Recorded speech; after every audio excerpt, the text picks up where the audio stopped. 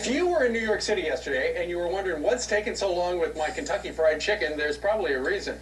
It was the biggest work slowdown and walkout in New York City history. It was the not-so-fast food day. Yeah. The people who work at places like Mickey D's right there, they're currently, the minimum wage in New York is $7.25. You can't live on that, bro. Well, that, you sound like those people in that line.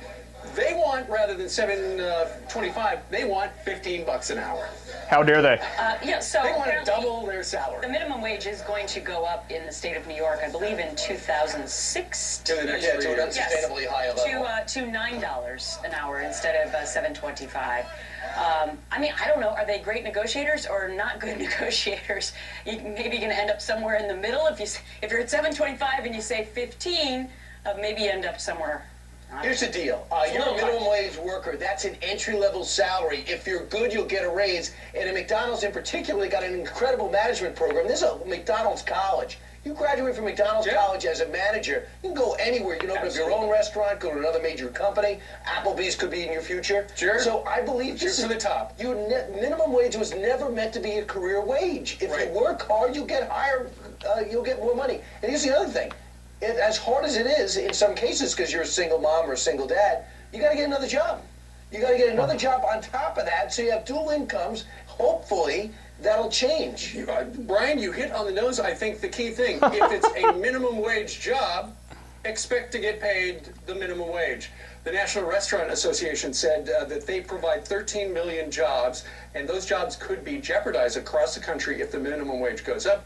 The industry says one of the best paths to achieving the American dream is to start with an entry-level minimum wage job that is minimum wage. And just their one premise of their strike and their stoppage yesterday was because they say the recession hit the working class harder than the upper class, who caused the whole fallout in 2008.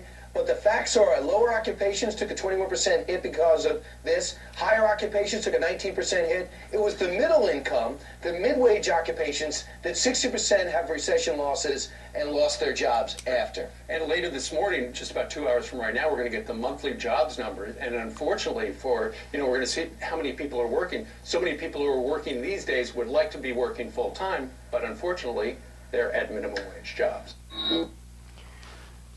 It's always so cringeworthy when Fox News wants to talk about the minimum wage, because they demonstrate in such clear ways how they are incapable of putting themselves in somebody else's shoes, right?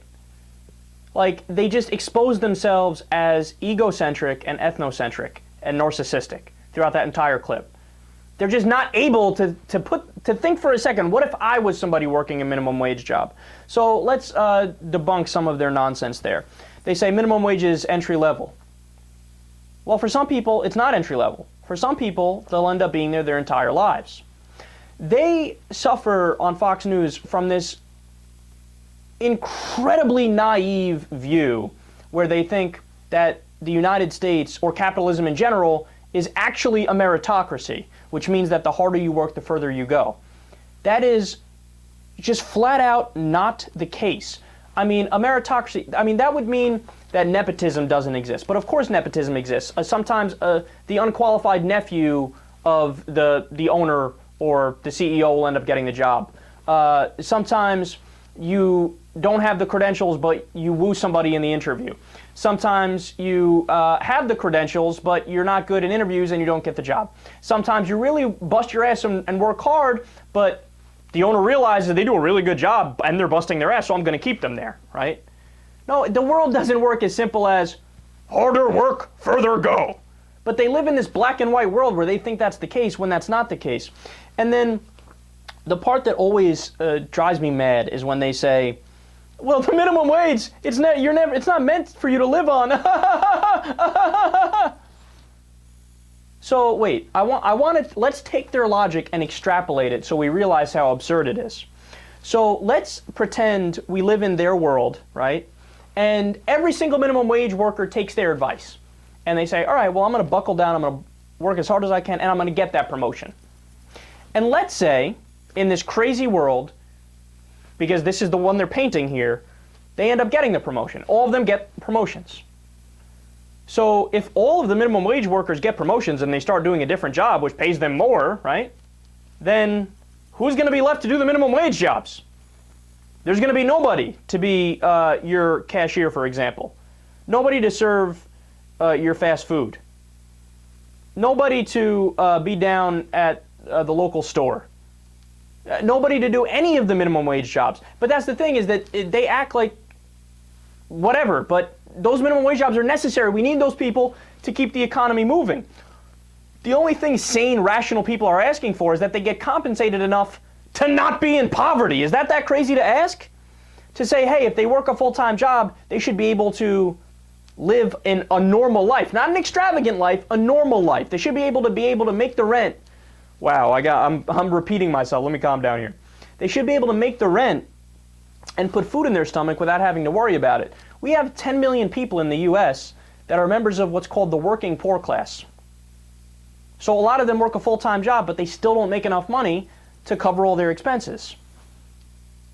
No, they don't realize you're always going to need people to do those jobs. That's just the way that the world works. You're always going to need people to do the jobs that they on Fox News just shun and act like they're nothing, the people who do those jobs.